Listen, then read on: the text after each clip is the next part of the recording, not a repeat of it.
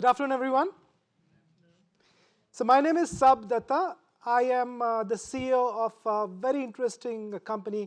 It's a grandchild of the Human Dynamics Lab at Sandy's lab. And we have a very simple mission at CompanionMx, which is we want to get up there. Okay.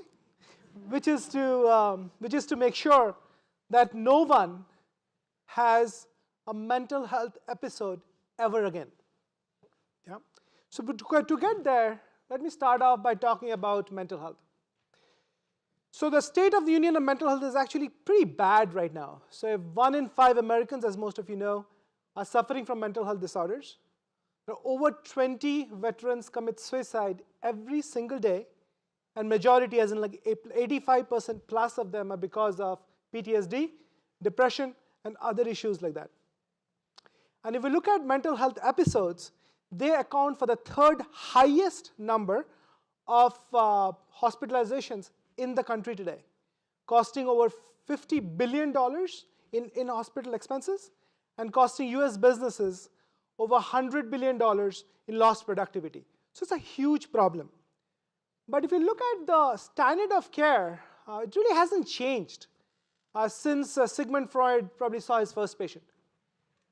And so I think it was Dave London who talked earlier about in the 90s you used to have something called pen and paper. Well, behavioral health is a space where in 2019 you have something called pen and paper. That is how it is treated today. It's all based on qualitative questions such as, like for example, I have depression. And when I go to my therapist, the typical question I get is, Sub, how are you doing? How are you doing for the past 3 weeks or 3 months since we last met? But if most of you are like me, I don't even remember what I had for breakfast day before yesterday. So even let alone thinking about what I did 3 weeks ago. So what if we had a solution that was actually able to give a continuous measure, just like for diabetes, you have that for type 1 diabetes, you have a continuous glucometer which measures sugar at a constant level. What if you had something like that which would measure human behavior at a continuous level, right? Wouldn't that be good? Well, the hospitals think that, the payers think that, and more importantly, the government also thinks that these days, which is where we come in. So there's actually now reimbursement codes, there's reimbursement for a system like that. And that's where we have a Companion. We have built Companion, which is a behavioral health vital sign for mental health. So what this product does is there are 3 parts to the system.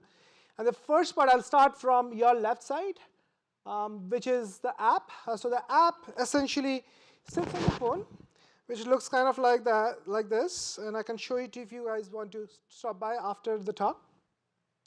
It is a sensor. It captures 4 streams of information as shown there.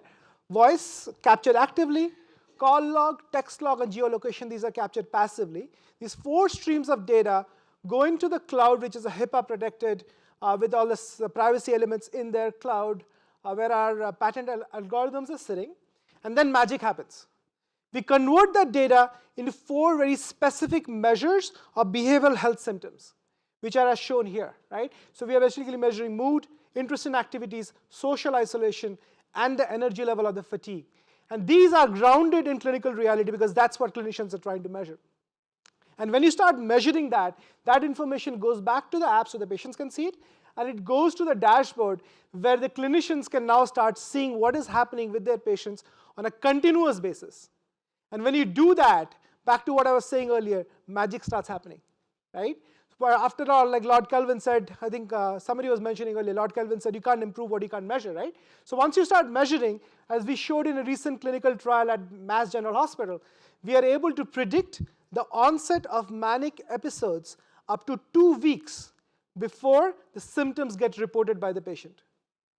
So let that sink in a little bit, right? So we are now actually able to predict episodes. And that's what having this information and shedding light and all these beautiful things that we've been talking about AI and machine learning and putting that light into behavioral health and bringing behavioral health in the 21st century does for us. A couple of studies I want to briefly talk about before closing. On your right side is a very exciting work that we completed at the Brigham and Women's Hospital.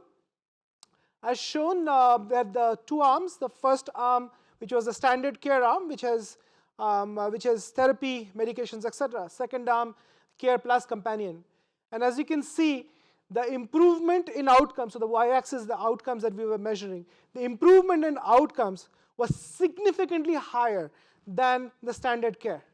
And so much higher that it's actually 1 point higher than what you get from meds. And by the way, Companion is not an interventional device. So what it's doing is bringing the patient and the clinician closer, and now there's positive information flow happening and behavior starts improving.